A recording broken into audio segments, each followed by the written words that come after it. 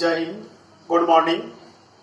आप लोग को हमने नेक्स्ट जो यूनिट पढ़ेंगे उसमें फिजिक्स में पढ़ने वाले हैं विद्युत धारा का चुंबकीय प्रभाव, है ना। विद्युत धारा का चुंबकीय प्रभाव, मैग्नेटिक इफेक्ट ऑफ करंट। ये हम लोग का 12th का है, क्लास 12th का है ना। ये हम लोग विद्युत धारा का चुंबकीय प्रभाव के बारे में पढ़ेंगे। तो देखिए, विद्युत धारा का चुंबकीय प्रभाव को समझने से पहले इसमें हम लोग का एक टॉपिक है चुंबकीय क्षेत्र। इसमें एक टॉपिक हम लोग को पढ़ना है चुंबकीय क्षेत्र में। तो देखिए, सर्वप्रथम हम लोग पढ़ेंगे कि भाई चुंबकीय क्षेत्र क्या है, चुंबकीय क्षेत्र किसको कहते हैं। तो जो चुंबकीय क्षेत्र है यानी किसी चुंबक, मान लेते हैं कि ये चुंबक है ना, इधर साउथ है, इधर नॉर्थ है ना।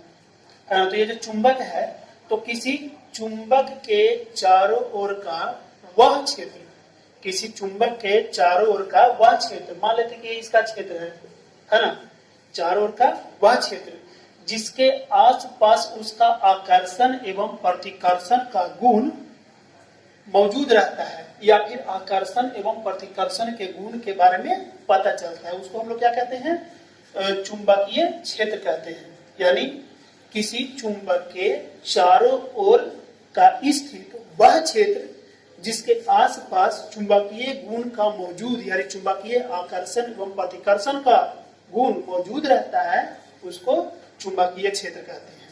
यह हो गया कंफर्म। अब देखिए, जब चुंबकीय क्षेत्र कंफर्म हो गया तो हम लोग पढ़ेंगे विद्युत धारा का चुंबकीय प्रभाव। तो हम लोग विद्युत धारा का जो चुंबकीय प्रभाव के बारे में पढ़ना है। तो देखिए, विद्युत धारा का चुंबकीय प्रभाव मतलब हुआ कि विद्युत धारा से ही चुंबकीय क्षेत्र की उत्पत्ति होती है। चुंबकीय प्रभाव मतलब क्या हुआ कि चुंबकीय क्षेत्र की उत्पत्ति होगा, है ना। यानी जब, कहने का मतलब हुआ कि जब हम किसी विद्युतीय परिपथ में विद्युत धारा को प्रवाहित करते हैं तो उस विद्युतीय परिपथ के आसपास क्या होता है, चुंबकीय क्षेत्र मौजूद होता है, यानी चुंबकीय प्रभाव दिखता है। इसकी पता कैसे करेंगे हम लोग। तो देखिए, सर्वप्रथम क्या करते हैं कि हम एक परिपथ बनाते हैं, है ना। क्या करते हैं, एक परिपथ बनाते हैं और इस परिपथ में क्या करते हैं कि हम एक बैटरी जोड़ देते हैं, है ना। प्लस हो गया और ये माइनस हो गया, और यहाँ पर एक कुंजी जोड़ देते हैं, कुंजी जिसको हम लोग प्लग कहते हैं। इसको ऑन ऑफ करेंगे तो विद्युत धारा प्रवाहित होगा। अब देखिए, यहाँ से हम लोग क्या करते हैं, विद्युत धारा को प्रवाहित करते हैं। अब क्या करते हैं कि इसके आसपास में हम एक चुंबकीय सुई को रख देते हैं, है ना। चुंबकीय सुई देखिए बना दिए इसको, ये क्या है, चुंबकीय सुई है। अब देखिए, चुंबकीय जो सुई है ये क्या होगा कि अभी फिलहाल जैसे मान लेते हैं हम कि ये जो चुंबकीय सुई है वो इस टाइप का है ना। देखिए, चिन्ह दे दिए कि हाँ, एक साइड ब्लैक से पूरा इसको छायांकित कर दिए है ना। तो देखिए, इसमें अभी क्या है कि मान लिया जाए कि हम इसमें विद्युत धारा का प्रवाह नहीं कर रहे हैं, नहीं हो रहा विद्युत धारा प्रवाह, तो क्या है, चुंबकीय सुई विक्षेपित नहीं होगा। लेकिन क्या होगा कि जैसे ही इसमें हम विद्युत धारा प्रवाहित किए, यानी विद्युत धारा जैसे ही प्रवाहित किए, तो जो चुंबकीय सुई है वो क्या हो जाएगा, विक्षेपित होना शुरू हो जाएगा। मानी जो सुई अभी फिलहाल कह सकते हैं कि ये इस रूप में है, तो ये इस रूप में यानी विक्षेपित होना शुरू हो जाएगा, है ना। तो इससे पता कि भाई जो चुंबकीय सुई है आखिर क्यों विक्षेपित शुरू होना शुरू हुआ। तो यानी कहने का मतलब है कि ये तो तभी विक्षेपित होगा जब यहाँ पर चुंबकीय क्षेत्र मौजूद हो, चुंबकीय गुण मौजूद हो। तो ये आया कहाँ से आया, तो भाई जैसे ही इसको हम क्या करते हैं कि परिपथ में विद्युत धारा प्रवाहित किए, तो विद्युत धारा प्रवाहित की इसके आस पास के एरिया में क्या हुआ, चुंबकीय क्षेत्र मौजूद हुआ।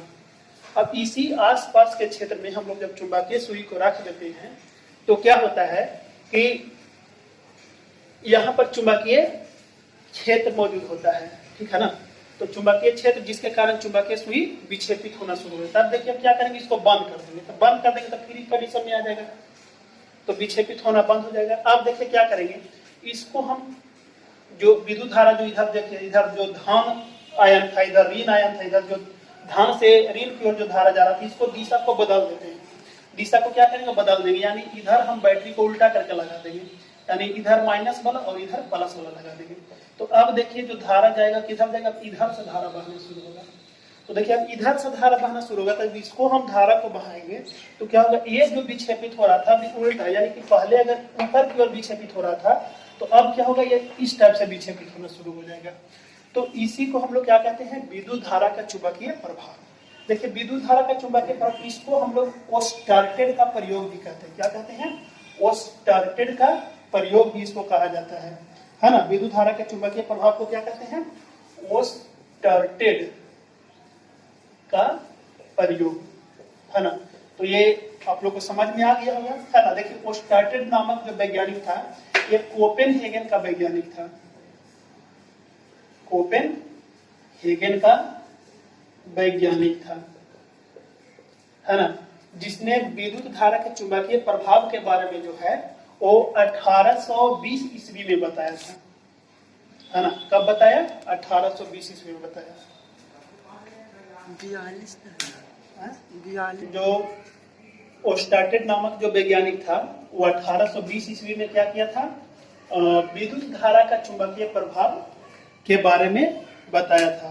तो उम्मीद करते हैं कि आप लोग को समझ में आ गया होगा कि चुंबकीय क्षेत्र क्या है और विद्युत धारा का चुंबकीय प्रभाव क्या है। एक बार फिर से आप समझ लीजिए कि चुंबकीय क्षेत्र क्या है, तो किसी चुंबक के चारों ओर का स्थित वह क्षेत्र जहां पर चुंबकीय गुण मौजूद रहता है, यानी कहने का मतलब हुआ कि चुंबक के आकर्षण एवं प्रतिकर्षण का गुण मौजूद रहता है, तो उस क्षेत्र को हम लोग क्या कहते हैं, चुंबकीय क्षेत्र।